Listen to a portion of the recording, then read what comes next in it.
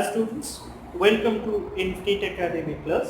আজকে আমরা ডিসকাস করব অ্যারিথমেটিক প্রোগ্রেশনের কিছু প্রপার্টিজ এবং অ্যারিথমেটিক মিন সম্পর্কে। এছাড়াও আজকে আমরা এই অ্যারিথমেটিক প্রোগ্রেশন চ্যাপ্টারে বেশ কিছু এক্সাম্পল ডিসকাস করব।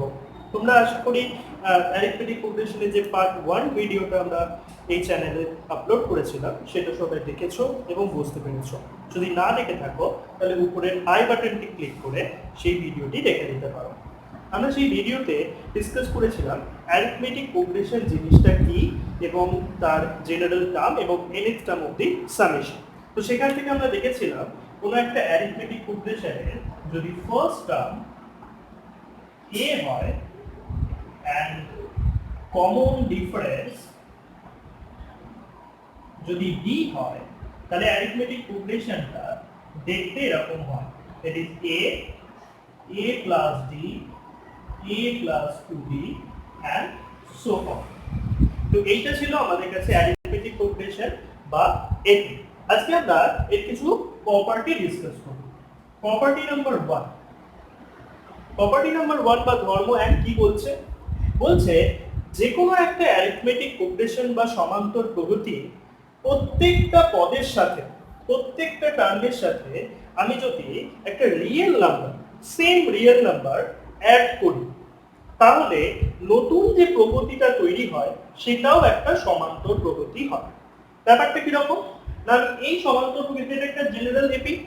তো এই সমান্তর প্রগতি বা অ্যারিথমেটিক প্রোগ্রেশনটার সাথে প্রোগ্রেশনটার প্রতিটা পদের সাথে একটা real number that is k where k is some constant k আমি অ্যাড করছি।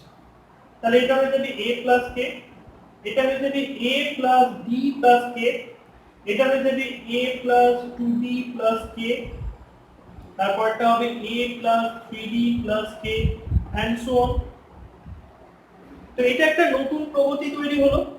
এবার আমরা দেখাবো বা প্রমাণ করব যে এই প্রগতিটাও একটা সমান্তর প্রগতি বা এই প্রোগ্রেশনটাও একটা অ্যারিথমেটিক প্রোগ্রেশন। তো সেই প্রমাণটার জন্য বেসিক ডেফিনেশনে চলে যেতে হবে আমাদের এপি। এপির বেসিক ডেফিনেশন কি বলছে? বলছে কোনো একটা প্রগতিকে অ্যারিথমেটিক প্রোগ্রেশন বা এপি বা সমান্তর প্রগতি হতে গেলে তার প্রত্যেকটা টার্মের ডিফারেন্স কমন হতে হবে, অর্থাৎ এই প্রগতিটার মধ্যে একটা সাধারণ অন্তর থাকতে হবে। অর্থাৎ এই যে প্রগতিটা তৈরি হয়েছে, নতুন যে প্রগতিটা এই কে অ্যাড করার ফলে তৈরি হয়েছে, আমরা দেখব এই প্রগতিটার প্রত্যেকটা পদের মধ্যে অন্তরগুলো বা ডিফারেন্সগুলো সমান কিনা। তো আমরা এখানে খেয়াল করে দেখি, এটা আমাদের ফার্স্ট টার্ম, এটা আমাদের সেকেন্ড টার্ম। সো এটা t1 t2 t3 t4 এরকম ভাবে আমরা ডিনোট করি টার্মগুলোকে। তো আমরা t2 minus t1 এটা করব, একই রকম ভাবে t3 minus t2 করব, একই রকম ভাবে t4 minus t3 and so on করে দেব। So t2 minus t1 করলে কি হবে না, t2 that is a plus d plus k minus t1, t1 means a plus k which is nothing but d, right? Again t3 minus t2, t3 means a plus 2d plus k minus t2, t2 means a plus b plus k which is again nothing but d. So again যদি আমরা t4 minus t3 করি that is this minus this করি again আমরা d পাবো। তো এরকম ভাবে যত আমরা ডিফারেন্স, যত পদগুলো বা টার্মগুলোর মধ্যে ডিফারেন্স খুঁজতে থাকবো দেখবো প্রত্যেকটা টার্মের মধ্যে ডিফারেন্সগুলো d করে গেল। That means there is a common difference in this progression. এই প্রগতিটার মধ্যে এরকম একটা সাধারণ অন্তর d আমরা খুঁজে পাচ্ছি। তো সেই জন্য বা সেই কারণে আমরা এই প্রগতিটাকেও একটা সমান্তর প্রগতি বা অ্যারিথমেটিক প্রোগ্রেশন হিসেবে বিবেচনা করতে পারি। দ্যাট মিন্স প্রপার্টি 1 বা ধর্ম 1 কি বলছে? বলছে যে কোনো একটা অ্যারিথমেটিক প্রোগ্রেশন বা সমান্তর আমরা যদি একটা রিয়েল নাম্বার কনস্ট্যান্ট হতে হবে, একই রিয়েল নাম্বার অ্যাড করতে করতে যাই তাহলে নতুন যে প্রগতিটা তৈরি হবে সেই প্রগতিটাও একটা সমান্তর প্রগতি হবে। একই রকম ভাবে আমরা প্রপার্টি 2 দেখব, আরো একটা প্রপার্টি দেখব। সেই প্রপার্টিটা কি বলছে একই রকম ভাবে যদি যোগ করে একটা প্রপার্টি পাওয়া যায়, নিশ্চয়ই একই কে নাম্বার আমরা বিয়োগ করেও একটা নতুন একটা প্রোগ্রেশন বা প্রগতি তৈরি করতে পারি।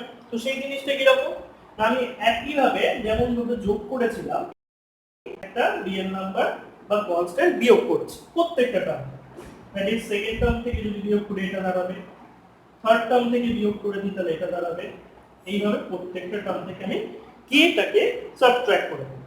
তাহলে এই যে নতুন প্রগতি বা প্রোগ্রেশনটা তৈরি হলো সেটাও একটা অ্যারিথমেটিক প্রোগ্রেশন হবে, এটাই প্রপার্টি। অর্থাৎ যেমন যোগের ক্ষেত্রে ছিল যে কোনো একটা কনস্ট্যান্ট নাম্বার যদি আমরা কোনো একটা সমান্তর প্রগতি বা অ্যারিথমেটিক প্রোগ্রেশনে অ্যাড করি তাদের যে নতুন প্রোগ্রেশন বা প্রগতিটা তৈরি হয় সেটাও অ্যারিথমেটিক প্রোগ্রেশন হয়। তো তেমনি বিয়োগের ক্ষেত্রে এটাও তাই, কে যদি আমরা প্রত্যেকটা টার্ম থেকে সাবট্রাক্ট করতে থাকি তাহলে নতুন যে প্রোগ্রেশনটা তৈরি হবে সেটাও একটা একই হবে বা সমান্তর প্রগতি হবে। অর্থাৎ এখানে আমরা চেক করব এদের মধ্যে ডিফারেন্স কত, এদের মধ্যে ডিফারেন্স কত, অর্থাৎ এদের মধ্যে কমন ডিফারেন্স আছে। তো আমরা এদের মধ্যে ডিফারেন্স যদি করি, that is a plus b minus k minus a minus k, which is d. আবার এদের মধ্যে ডিফারেন্স যদি দেখি, that is t2 t3 R t2 এর মধ্যে difference a plus 2d minus k minus a plus d minus k, এটাও যদি আমরা করি সেটাও দেখব d হচ্ছে। অর্থাৎ ফার্স্ট টার্ম আর সেকেন্ড টার্মের মধ্যে ডিফারেন্স d, সেকেন্ড আর থার্ড টার্মের মধ্যে ডিফারেন্স d, এইভাবে এটা কন্টিনিউ হতে হতে যাবে। দ্যাট মিন্স এখানেও আমরা এরকম একটা সাধারণ অন্তর বা কমন ডিফারেন্স খুঁজে পাচ্ছি এই নতুন প্রগতিটার মধ্যে, যেখানে কিনা এই প্রগতিটার প্রত্যেকটা টার্ম থেকে আমরা কে বিয়োগ করে দিয়েছি। তাহলে এই নতুন প্রগতিটা কি হয়ে গেল না, আমাদের কাছে একটা সমান্তর প্রগতি হলো বা অ্যারিথমেটিক প্রোগ্রেশনই খুঁজে পেলাম। দ্যাট মিন্স প্রপার্টি 1 আর প্রপার্টি 2 থেকে একসাথে যদি টেস্ট করে বলি আমি কি দাঁড়াবে না, যে কোনো একটা সমান্তর প্রগতি প্রত্যেকটা পদের সাথে একই বাস্তব সংখ্যা যদি যোগ বা বিয়োগ করা যায় তাহলে নতুন যে প্রগতিটা তৈরি হয় সেটাও একটা সমান্তর প্রগতি হয়। এটাই হচ্ছে আমাদের অ্যারিথমেটিক প্রোগ্রেশনের দুখানা ধরন। আচ্ছা, আমরা এখন আলোচনা করব অ্যারিথমেটিক মিন বা সমান্তরীয় মধ্যক সম্পর্কে। আমরা ধরে নিচ্ছি যে কোনো তিনটে সংখ্যা অ্যারিথমেটিক প্রোগ্রেশনে আছে বা সমান্তর প্রগতিতে আছে। That is suppose a b c আর in AP, তখন এই b সংখ্যাটাকে বা এই তিনটে সংখ্যার মাঝের সংখ্যাটিকে আমরা বলবো অ্যারিথমেটিক মিন বা সমান্তরীয় মধ্যক, বা সেটাকে আমরা ডিনোট করব AMD, that is the short form of arithmetic mean. That means if A, B, C are in AP, then the middle term B is said to be the arithmetic mean of that AP. এই সমান্তর প্রগতিটি সমান্তরীয় মধ্যক হচ্ছে B। এবারে এই তিনটে সংখ্যা বা তিনটে এই যে A B C পদ তিনটের মধ্যে কি সম্পর্ক হয়, অর্থাৎ সমান্তরীয় মধ্যকের সাথে এই দুটো টার্মের কি সম্পর্ক হয় সেইটা আমরা একটু এস্টাবলিশ করার চেষ্টা করব। তো এই তিনটে সংখ্যা সমান্তর প্রগতিতে আছে মানে সমান্তর প্রগতির যে ডেফিনেশন সেইটা একটু ইউজ করতে পারি। সমান্তর প্রগতির ডেফিনেশন কি বলছে না, যে কোনো তিনটে পদ হোক, যতগুলো পদই সমান্তর প্রগতিতে থাকবে তার মধ্যে একটা কমন ডিফারেন্স থাকবে, একটা সাধারণ অন্তর থাকবে। অর্থাৎ a আর b এর মধ্যে যা অন্তর হবে b আর c এর মধ্যে একই অন্তর হবে। That is the difference between b and a will be equal to the difference between c and b. So ultimately b minus a equal to c minus b হবে। তো এখান থেকে আমরা পাবো a plus c equal to 2b, right? That means b equal to a plus c by 2. That means যে কোনো একটা সমান্তর প্রগতি এরকম তিনটে নাম্বার যদি সমান্তর প্রগতিতে থাকে সেখানে এই সমান্তরীয় মধ্যক বা অ্যারিথমেটিক মিনটা এই এমটা কি হবে না, এই যে দুটো এম টার্ম আছে তাদের গড় average, that is b equal to a plus c by 2। যে কোনো তিনটে সংখ্যার এরকম সমান্তরীয় মধ্যক আমরা বার করতে পারি। সাপোজ আমি যদি বলি যে কোনো চারটে সংখ্যা আছে, যে কোনো এরকম চারটে সংখ্যা আছে, that is A B C D. তাহলে এখানে সমান্তরীয় মধ্যক কতগুলো? না দুটো সমান্তরীয় মধ্যক আছে বা দুটো অ্যারিথমেটিক মিন আছে। একটা হচ্ছে বি। বি কার সমান্তরীয় মধ্যক বা অ্যারিথমেটিক মিন? না B is arithmetic mean of এই এপিটা অফ এ বি সি। এই যে এপিটা আছে তার অ্যারিথমেটিক মিন। সিও একটা অ্যারিথমেটিক মিন। সি কার arithmetic mean? C is the arithmetic mean of B C D. That means আমি এখান থেকে কি লিখতে পারি? না b equal to a plus c by 2। Similarly এইখান থেকে আবার কি লিখতে পারি? না c equal to b plus d by 2। তো এইভাবে এই নাম্বারস গুলো কন্টিনিউড হতে থাকলে, অর্থাৎ এপিতে এরকম অসংখ্য পদ থাকলে আমরা এরকম প্রত্যেকটা এরকম তিনটে বা ট্রিপলেটের জন্য একটা করে এরকম অ্যারিথমেটিক মিন খুঁজে পাই। অর্থাৎ এরকম যদি আমাদের সমান্তর প্রগতি বা অ্যারিথমেটিক প্রোগ্রেশন দেওয়া থাকে, সেখানে আমরা এইভাবে তিনটে পদের জন্য বা ট্রিপলেটের মাধ্যমে আমরা সমান্তরীয় মধ্যক বা অ্যারিথমেটিক মিন খুঁজে পাই। আচ্ছা, এবারে আমরা একটা ইম্পর্টেন্ট এক্সাম্পল দেখে নেব। এই ধরনের এক্সাম্পল আমাদের পরীক্ষার জন্য খুবই ইম্পর্টেন্ট। কি বলছে কোশ্চেনটা? If 3 integers are in AP and their sum and product are 15 and 80 respectively, then find the numbers. That means তিনটি অখণ্ড পূর্ণ সংখ্যা যদি সমান্তর প্রগতিতে থাকে এবং তাদের যোগফল এবং গুণফল যথাক্রমে 15 এবং 80 হলে তার সেই সমস্ত সংখ্যা বা পূর্ণ সংখ্যাগুলি নির্ণয় করতে হবে। তো এই ধরনের প্রবলেমের ক্ষেত্রে যেখানে এরকম তিনটে অখণ্ড পূর্ণ সংখ্যা এপিতে থাকবে বা সমান্তর প্রগতিতে বলা থাকবে আছে এবং তাদের সাম এবং প্রোডাক্টের গুণফল এবং যোগফলটা দেওয়া থাকবে, সেক্ষেত্রে আমরা নাম্বারগুলোকে একটু ডিফারেন্ট ওয়েতে কনসিডার করব। আমরা ইন জেনারেল কি করি? যে কোনো একটা অঙ্কের ক্ষেত্রে যেগুলো আননোন কোয়ান্টিটি থাকে x y z এরকম ভাবে তিনটে ভেরিয়েবল হিসেবে ধরতে পারি তিনটে সংখ্যা। কিন্তু এখানে সেইভাবে না কনসিডার করে আমরা একটু অন্যভাবে ধরবো, যাতে এই ধরনের প্রবলেমগুলো করতে আমাদের সুবিধা হয়। কিরকম ভাবে ধরবো? যখন এই টাইপের কোশ্চেন আমাদের থাকবে, আমরা ধরে নেব suppose the number, let the numbers B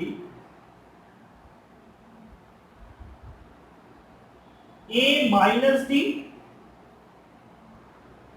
a and a plus d. Suppose the numbers be a minus d, a and a plus d. অর্থাৎ আমরা এই গোটা প্রবলেমটার ক্ষেত্রে কেবলমাত্র দুটো ভেরিয়েবল ইউজ করছি, that is a and d। First টার্মটাকে আমরা ধরছি a minus d, a and third টার্মটাকে ধরছি আমরা a plus d। আমরা কেন এইভাবে কনসিডার করলাম সেটা একটু বাদেই বুঝতে পারবেন। অর্থাৎ এখানে কিন্তু কমন ডিফারেন্সটা কিন্তু d এবং ফার্স্ট টার্মটা দাঁড়াচ্ছে a minus d এই এপিটার ক্ষেত্রে। এই যে এপিটা আমরা ধরেছি, এই এপিটার ক্ষেত্রে first term is a minus d and the common difference be d। এবার কেন এইভাবে আমি কনসিডার করলাম সেটা হচ্ছে ফার্স্ট কন্ডিশনটা দেখলেই বুঝতে পারবেন। এবার কি দেওয়া আছে ফার্স্ট কন্ডিশনটা? আমাদের সামটা দেওয়া আছে 15। That means by the question কি লিখতে পারবো আমরা? কোশ্চেন অনুসারে কি লিখতে পারবো? না a minus d plus a plus a plus d equal to 15। তাহলে এখান থেকে আমরা কি পাবো? এই তিনটে যদি যোগ করে ফেলি আমরা এখান থেকে পাচ্ছি 3a equal to 15। তার মানে সহজেই আমরা এখান থেকে a এর ভ্যালুটা ফাইন্ড আউট করে আনতে পারছি, that is a equal to 5। অর্থাৎ দুটো ভেরিয়েবলের মাধ্যমে আমরা এই গোটা প্রবলেমটা সাজাতে চেয়েছিলাম, যার মধ্যে এই প্রথম ভেরিয়েবলের ভ্যালুটা আমাদের ফাইন্ড আউট হয়ে গেল। অর্থাৎ এই যোগফলটার ক্ষেত্রে একটা ভেরিয়েবল এলিমিনেট হয়ে গেল। এই কারণে আমরা এখানে এই তিনটে সংখ্যা এইভাবে ধরেছিলাম, যাতে এই তিনটে সংখ্যা যোগ করলে একটা ভেরিয়েবল এলিমিনেট হয়ে যায়। আমরা এই জন্যই এই সংখ্যাগুলো এইভাবে কনসিডার করে থাকি for this type of problem, that is 3 numbers in AP এবং তাদের সাম অর প্রোডাক্টটা দেওয়া থাকলে আমরা ধরে নেব a minus d, a and a plus d, so that we can eliminate one variable using this first condition of summation of 3 numbers, right? Then our second condition use করব to find the value of d, that means product of these 3 number be 80. That means again by the problem what is given? A minus D into A plus D equal to 80. এবারে যদি আমরা খেয়াল করি এর ভ্যালুটা আমাদের find out হয়ে গেছে, so we can put the value of A into this equation, right? So this term and this term together form 25 minus D square, that is A minus B into A plus B, and এই পাঁচটাকে আমরা যদি divide করে দিই, right? So এখান থেকে আমি কি পাবো? D square equal to 9. So D will be plus minus 3. So value of D will be plus minus 3, right? So এইখান থেকে আমি কি পেলাম? ফার্স্ট কন্ডিশনটা থেকে পেলাম A equal to 5, and second condition, that is producted condition থেকে পেলাম আমরা D equal to plus minus 3. That means D এর এই দুটো ভ্যালুর জন্যই আমরা দুটো AP পাবো, দুটো এরকম নাম্বার সিরিজ খুঁজে পাবো বা অ্যারিথমেটিক প্রোগ্রেশন খুঁজে পাবো, যে দুটো অ্যারিথমেটিক প্রোগ্রেশনের ক্ষেত্রে এই দুটো কন্ডিশন ফলো। এরকম অ্যানসারটা তাহলে কি রকম দাঁড়াবে আমাদের? এখানে আমরা যদি A equal to 5 and D equal to plus 3 নিই, তাহলে আমাদের সিরিজটা বা এপিটা আমাদের দাঁড়াবে 5 minus 3, that is 2, 5 and 5 plus 3, that is 8. Again আমরা যদি D equal to minus 3 and A equal to 5 consider করি, তাহলে এপিটা কি রকম হবে? The 5 plus 3, that is 8, 5 and it will be 2. So A equal to 5 and D equal to plus minus 3 এর জন্য আমরা দুটো এপি পেলাম, যে দুটো এপির জন্যই এই দুটো কন্ডিশন এখানে ফলো করবে, that is সামটা হবে 50 and প্রোডাক্ট হবে 80. That is one of the AP will be 2, 5, 8 and another will be 8, 5, 2. That is for D equal to plus 3 it is in increasing order, and for D equal to minus 3 obviously it is a decreasing order. এই দুটোই হয়ে গেল আমাদের এই কোশ্চেনের জন্য answer. অর্থাৎ এই ধরনের কোশ্চেনের ক্ষেত্রে আমরা এইভাবে এপিটিকে কনসিডার করতে পারি A minus D, A and A plus D, এবং এই কন্ডিশনগুলোকে ফলো করি, তাহলে সাম অ্যান্ড প্রোডাক্টের কন্ডিশনগুলো ফলো করিয়ে এটাকে সলভ করতে পারি। আচ্ছা, আমরা এখন আরেকটা ইম্পর্টেন্ট एग्जांपल দেখে নিই। যে एग्जांपलটা বলছে কি না, if B plus C by A, C plus A by B and A plus B by C are in AP, then prove that 1 by A, 1 by B, 1 by C are also in AP.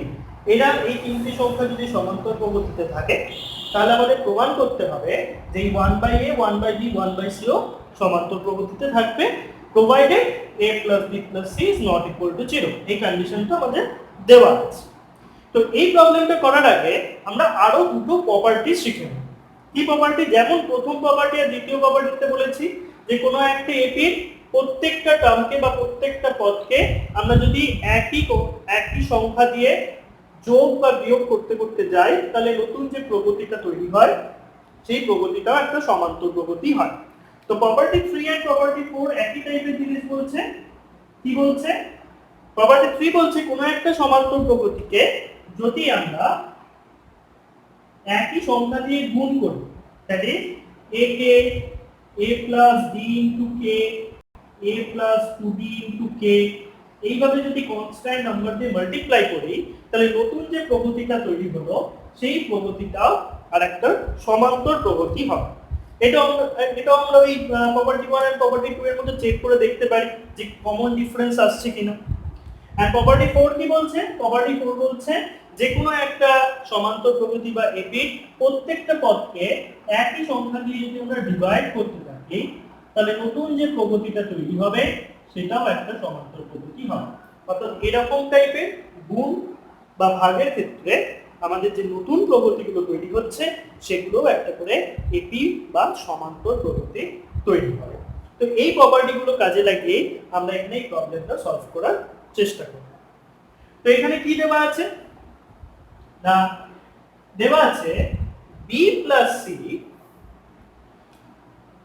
plus c by a, c plus a by b and a plus b by c are in A. This is given to us. দেন আমরা first প্রপার্টিটা এখানে apply করব। First property কি বলছে না প্রত্যেকটা পদের সাথে যদি আমি একই সংখ্যা যোগ করি তাহলে নতুন যে প্রগতিটা বা প্রোগ্রেশনটা তৈরি হবে সেটাও একটা একই হবে। তো আমরা কি করছি প্রত্যেকটা পদের সাথে 1 অ্যাড করছি, প্রত্যেকটা টার্মের সাথে আমি 1 অ্যাড করি, তাহলে এই যে নতুন প্রগতিটা তৈরি হলো এটাও একটা এপি হবে, এটা একটা এপি হবে, রাইট? দেন এটা সিম্পলি যদি ক্যালকুলেট করি কি দাঁড়াবে b plus c plus a by a, c plus a plus b by b, and it is a plus b plus c by c. অর্থাৎ এটা একটা এপি, এইটাই লিখেছি, জাস্ট ক্যালকুলেট করুন, রাইট? এবারে আমরা এই প্রপার্টি 3টা কাজে লাগাবো। প্রপার্টি 3টা কি বলছে, এই প্রপার্টি 4টা, সরি প্রপার্টি 4টা কি বলছে না যে কোনো একটা এপি প্রত্যেকটা টার্মকে যদি আমি সেম নাম্বার দিয়ে ডিভাইড করি তাহলে নতুন যে প্রগতিটা আসবে সেটাও একটা এপি হবে, সমান্তর প্রগতি হবে। তো এখানে প্রত্যেকটা লগগুলো বা নিউমারেটরগুলো যদি আমি খেয়াল করি কি আছে প্রত্যেকটাতে a plus b plus c আছে, প্রত্যেকটা টার্মে নিউমারেটর আছে a plus b plus c। আমি প্রত্যেকটা টার্মকে এই a plus b plus c দিয়ে ডিভাইড করে দেব। কেন করতে পারো না আমার কাছে দেওয়াই আছে a plus b plus c is not equal to 0, that means it is a non zero number. তো যে কোনো একটা নন জিরো নাম্বার দিয়ে আমরা প্রত্যেকটা টার্মকে ডিভাইড করতেই পারি। তো এখানে যদি আমরা সেইটা দিয়ে ডিভাইড করি a plus b plus c দিয়ে ডিভাইড করে দিই তাহলে এটা দাঁড়িয়ে যাবে 1 by a, এটা হবে 1 by b, এটা হয়ে যাবে 1 by c। by the property of AP it is also an AP, right? তাহলে ফার্স্ট প্রপার্টিটা আমরা ইউজ করলাম এখানে যে প্রত্যেকটা টার্মের সাথে 1 অ্যাড করে দিলে সেই নতুন যে প্রোগ্রেশনটা তৈরি হবে new progression will be an AP। Again আমরা কি ইউজ করলাম প্রপার্টি 4, দ্যাট ইজ যদি সেম নাম্বার দিয়ে কনস্ট্যান্ট নাম্বার দিয়ে আমরা যদি ডিভাইড করে দিই তাহলে নিউ যে প্রোগ্রেশনটা তৈরি হবে সেটাও একটা AP তৈরি হবে। তো এইখান থেকে আমরা বলতে পারবো যে 1 by a, 1 by b and 1 by c are also in AP। একটি এই 1 by a, 1 by b and 1 by c ও একটি সমান্তর প্রগতিতে আছে। তো এই কয়েকটা টাইপের প্রবলেম আমাদের সমান্তর প্রগতি বা অ্যারিথমেটিক প্রোগ্রেশনের জন্য পরীক্ষার জন্য ইম্পর্টেন্ট। তো আরো অনেক প্রবলেম আছে এক্সারসাইজে, তোমরা সেগুলো দেখতে পারো। যদি কোনো প্রবলেম হয় তো আমাকে হোয়াটসঅ্যাপ বা ইমেলের মাধ্যমে জানাতে পারো, কমেন্ট করতে পারো এই ভিডিওর কমেন্ট বক্সে গিয়ে। আর যারা পার্ট 1 ভিডিওটি দেখোনি উপরের আই বাটনটি ক্লিক করে দেখে নিতে পারো অ্যারিথমেটিক প্রোগ্রেশনের ইনিশিয়াল পার্ট 1 ভিডিওটি, সেখানে ইন্ট্রোডাক্টরি পার্টটা রয়েছে অ্যারিথমেটিক প্রোগ্রেশন।